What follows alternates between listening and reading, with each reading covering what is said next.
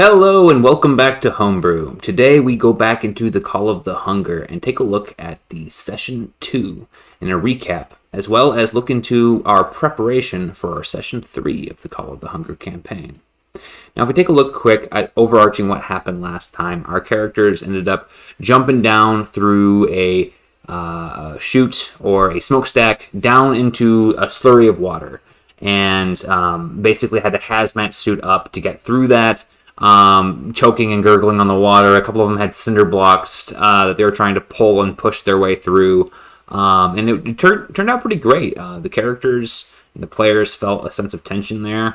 No one got stuck to the point where they died or anything like that.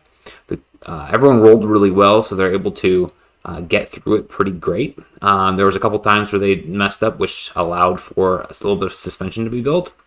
And it staggered them on their way into the structured encounter, which, as they followed the current of the water down into what's called the Ways, an underground cavern system controlled by a bunch of bug people, they ended up getting split up a little bit into that structured encounter, which was pretty good for being able to isolate the party and make it a little bit extra lethal.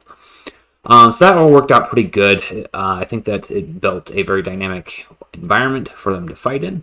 A couple things that didn't go well, or maybe that I didn't notice, was first when I was building this encounter, I was intending for it to be a hard encounter.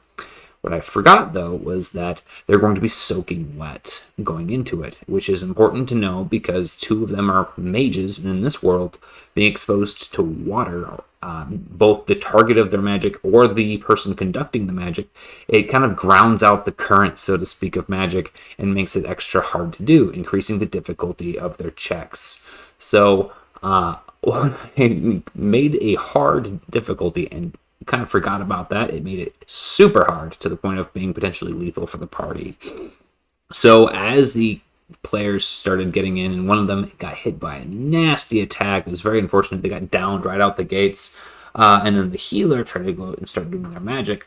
The one thing that I did to help balance it out a little bit is I just fudged the roll on the player who was picking up the downed party member, because they rolled like 5 success, which in this game, a 5 success is like an equivalent to almost a natural 20. It's really hard to get. I just rolled 5 failure, which is absolutely ridiculous.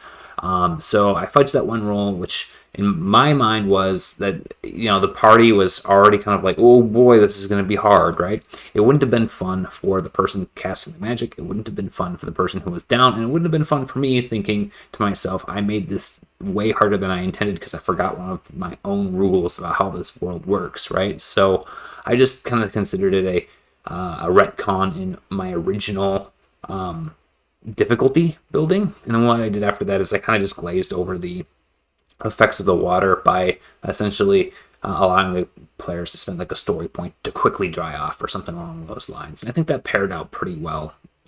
After that, the players had to figure out how to get out of the tunnels.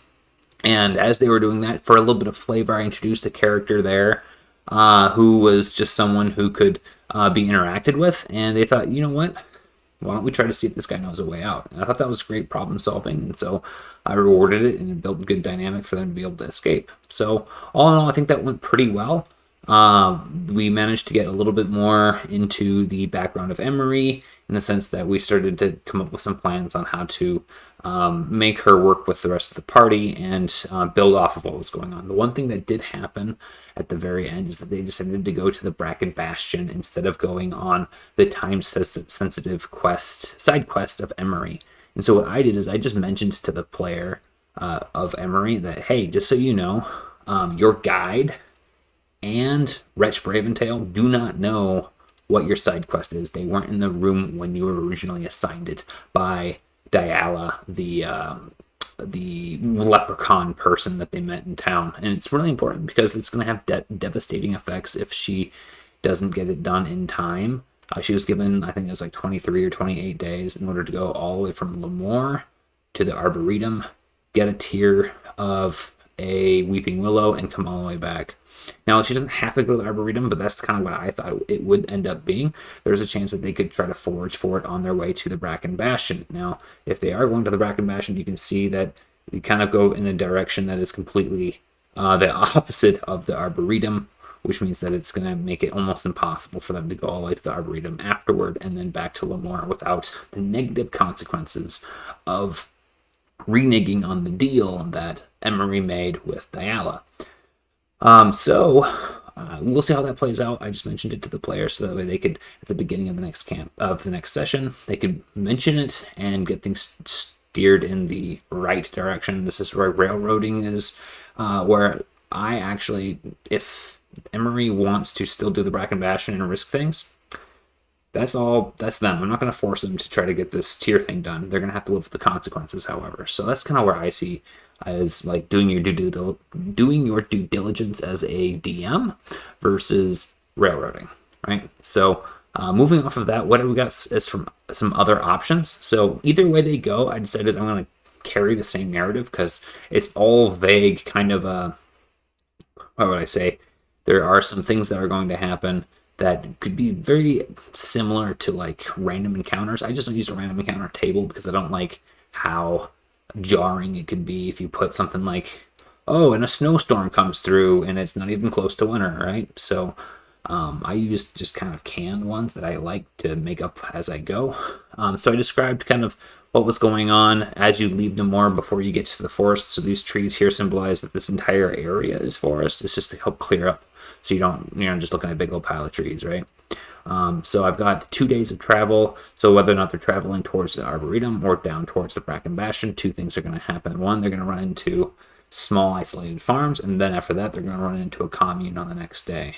The small isolated farms, some of them are run by some people who are from Lemoore, so we can have a little bit of a dynamic there. And the second place is a place that we can have some information as it's close to the forest about what's going on in the forest. So my original thought was that this would happen clear towards the Bracken Bastion, but what we can do is we can put the commune like over by this tree beyond the White Flow and just say, hey, instead of it being 2 days apart, we just narrated what is this 2, 4, 6, 8 days of travel instead of 2 days of travel, and that's about all we need.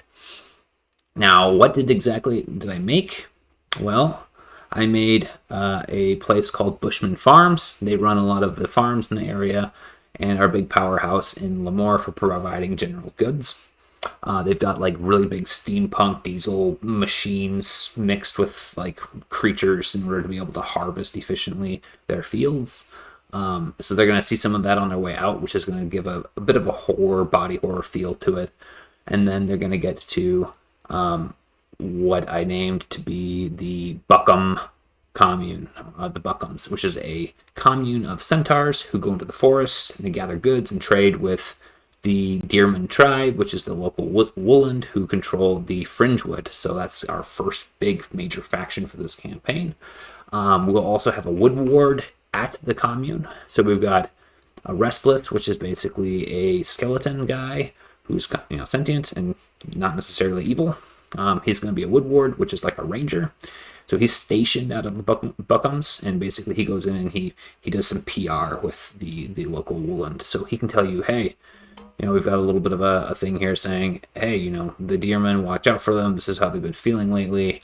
We've got, the Bushman farmers want to get in and start harvesting parts of the woods. So maybe you can broker relationships with that. And then I made another side quest that one of the centaurs went into Lemoore and is missing. So if you can go back and check in on, try to find him, he's going to be in a lab that is, basically he's getting poked around and figuring out, these guys love figuring out how to like graft wings onto people. So a centaur, which is a person horse, they're gonna be like, what's up with this? We want to research you, right? So a lot of opportunity for side quests, and we're just gonna see what the characters bite on and go from there. We've got some information for when they entered the Fringewood that we made before our last session, so I'm not going to go over that again, but basically if they want to just skip all this and plug along on the main campaign, they can do that. So they've got some information on who they would run into from the Deerman tribe, who would represent them, and who would they take them to as an authority figure. And then I added one extra canned side quest, which is basically that there's an abandoned crypt in the woods from some ancient area that they could run into. Recently got hit by a meteor, which is a common thing in this particular world, in this particular time. So it's cracked open. They can go in. It's filled with bodies of skeletons that have been entombed into the facility. There's going to be one that's alive with a journal. He's going to attack them and say, "You guys betrayed us," blah. And then they can take a look at the journal and figure out, hey, these guys were entombed in here to basically fight off some ancient evils long ago. And then they got betrayed by their own people, imprisoned in here, so that way they could be called upon again in the future should the bad things come back. But since then, like, hundreds and hundreds of years have gone by and they've been lost and forgotten in this place. So nice little fun side quest there. Then what we did is we went along. I made a small farm, so if they decided to go mess with the Bushman farms, we've got some creatures that we can pull up if they're going to fight. So there's like a if you guys are familiar with bullets or bullets from D&D, there's like a chariot being pulled by two of them that are basically harvesting root-based crops. There's another thing that's like a giraffe with like little arms underneath of it that are like threshing up stock-based goods so they can fight some of that stuff, and it'll be really gross and creepy. You never downplay the importance of preparing for murder hobos, right? We've got a crypt for that particular side quest that we mentioned before.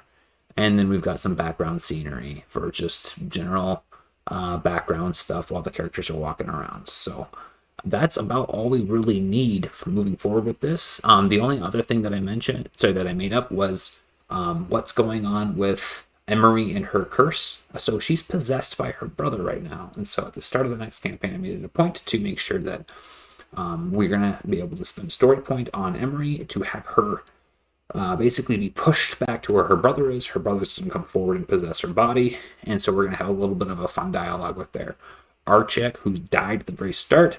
He's familiar with this stuff, and so he's going to be able to explain to Emery what's going on to her as she's watching basically through her own eyes as her brother's controlling her body, kind of like being in a room watching TV, so to speak. So I think that'll be a really fun interaction. It'll get our chance for Oliver to get some exposure, and it'll get a chance for our character to have some really fun character growth and building up off of that. So we'll like to see where it goes. So that's about all we have today for our DM recap and our prep into our next session. So we'll be seeing you guys for session 3 of our campaign, Call of the Hunger. Thank you for joining me on this, and if you have any questions or comments, go ahead, throw them in the chat, and I can respond to you guys on how I did what I did. Thank you very much.